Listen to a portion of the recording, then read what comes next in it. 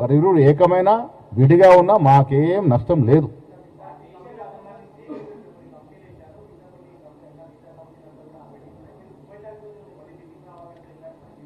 ఖర్గే గారు ఢిల్లీలో లేనందుకు మేము తిరుగు ప్రయాణమయ్యాం. ఖర్గే గారు ఇంకా ఢిల్లీకి రాలేదు. ఖర్గే గారు వచ్చిన తర్వాత మళ్ళీ పిలుస్తారని ఆశిస్తూ ఉన్నాం. కమిటీలు ఫేస్ వైజ్గా వస్తూ ఉన్నాయి. మెయిన్ కమిటీస్ వచ్చాయి. ఆఫీస్ బేరర్స్ రేపో మాపో వస్తాయి. మిగతా కమిటీస్ అన్నీ కూడా వచ్చే అవకాశం ఉన్నది.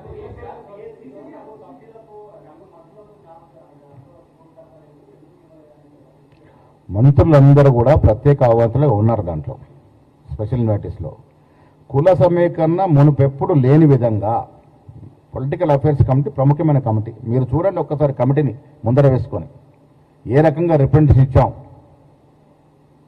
సమాజంలో పెద్ద కులాలైనట్టు అందరికీ కూడా దాదాపుగా రిప్రజెంటేషన్ ఇవ్వగలిగినాం.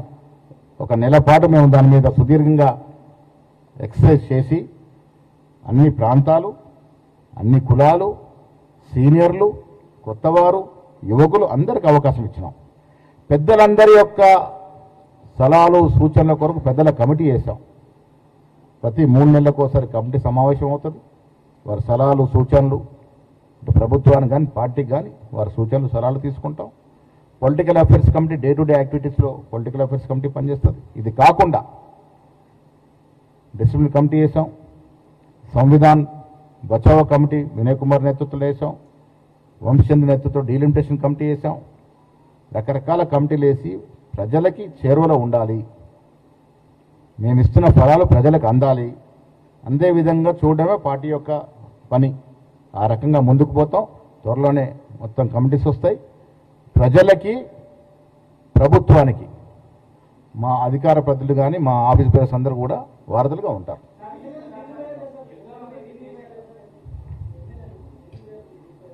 పోతారు. ఏముంది, ఇప్పుడు ఎవరి కోరికలు వారికి ఉంటాయి. ఎమ్మెల్యేలు ఢిల్లీ పోతారు, కలుస్తారు, వారి సామాజిక అవసరాల గురించి మాట్లాడుతూ ఉన్నారు. మేము కూడా వింటూ ఉన్నాం, ప్రతిదాన్ని నోట్ చేసుకుంటా ఉన్నాం, హైకమాండ్ దృష్టికి తీసుకెళ్తాం.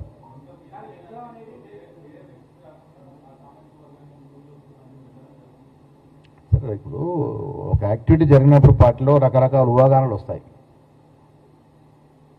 ఇప్పుడు ఒక సామాజిక వర్గం వారు మాకు వస్తుందని ఆశిస్తున్నారు, ఇంకొక సామాజిక వర్గం వారికి ఇవ్వండి, వారికి ఏదని చెప్పట్లేదు, వారికి ఇవ్వండి మాకు కూడా ఇవ్వండి అడుగుతా ఉన్నాం. తప్పేముంది?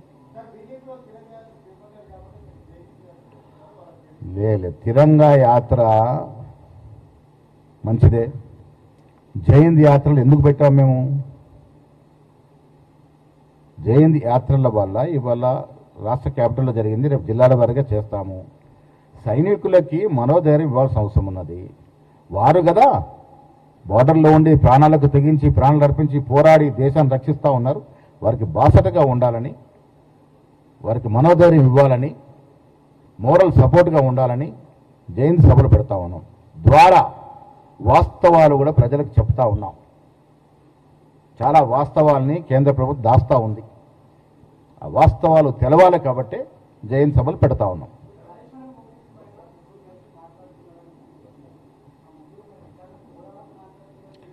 మాకున్న సమాచారం ఈటల గారు టెక్నికల్గా బీజేపీలో ఉన్నారు, కానీ మళ్ళీ ఆయన మనసంతా పాత ఇంటికి కొట్టుకుంటానే కనబడతా ఉంది. కాళేశ్వరం నోటీసు విషయంలో హరీష్ రావు గారు ఈటల కలిశారని మాకు సమాచారం. అక్కడ నుండి ఫోన్లో కేసీఆర్ గారితో మాట్లాడారని మాకు సమాచారం. కాళేశ్వరం నోటీస్ వచ్చింది కాబట్టి ఆ ముగ్గురు ఏకమైనట్టుగా మాకు సమాచారం. మరి ముగ్గురు ఏకమై ఆయన ఇచ్చే వాగ్మూలంతో కేసీఆర్కి సపోర్ట్ చేస్తారా?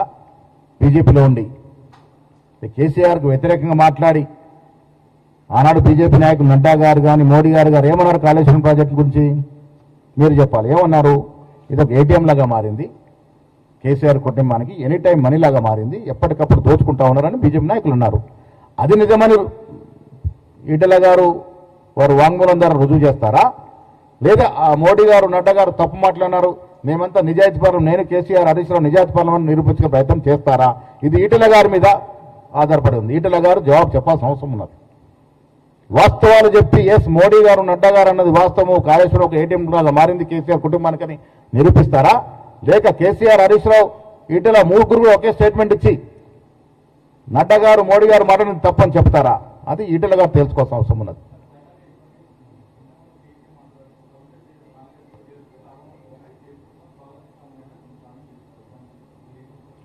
ఏకి గారు అన్న దాంట్లో నేను పోను. ప్రస్తుతానికి కాంగ్రెస్ పార్టీలో చర్చ లేదు.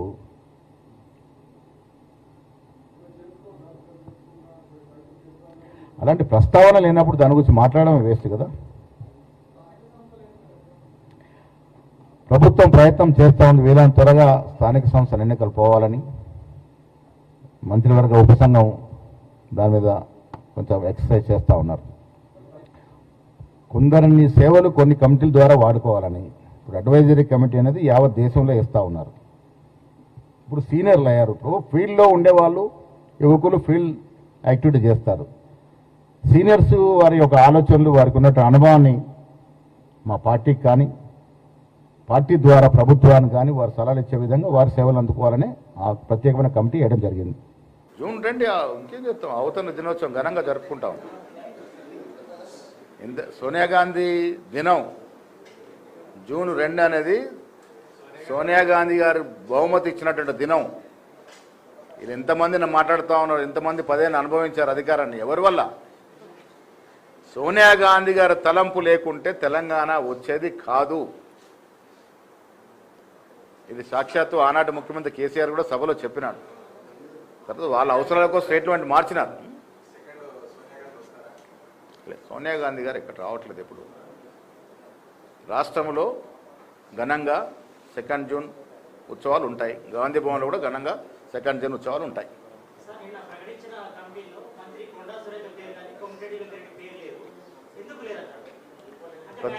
ప్రత్యేక లేదు, అందరు మంత్రులు ఎక్కడున్నారు? 4 మంత్రులకి అవకాశం వచ్చింది. అంటే అన్ని కమిటీల్లో అందరికీ అవకాశం రాదు. ప్రత్యేక ఆహ్వానితులు ఉన్నప్పుడు వారు కూడా ప్రతి సమావేశానికి వస్తారు. మంత్రులందరూ కూడా ప్రత్యేక ఆహ్వానితులుగా ఉన్నారు. మంత్రులను ఎక్కడ పక్కన పెట్టలేదు. కొందరు పేర్లతో ఉంటారు, కొందరు ఎక్స్ అఫీషియల్లో ఉంటారు. ప్రత్యేక ఆహ్వానితులు అందరు మంత్రులు పెట్టడం జరిగింది. Thank you. దానికి దీనికి సంబంధము లేదు. అంటే ఇప్పుడు కొంతమంది మంత్రులు అవకాశం ఉన్న కూడా కమిటీలో వచ్చినారు. మంత్రులుగా అవకాశం వస్తాయని అవకాశం ఉన్నారు, మా కమిటీలో వచ్చినారు. దానికి ఏముంటుంది?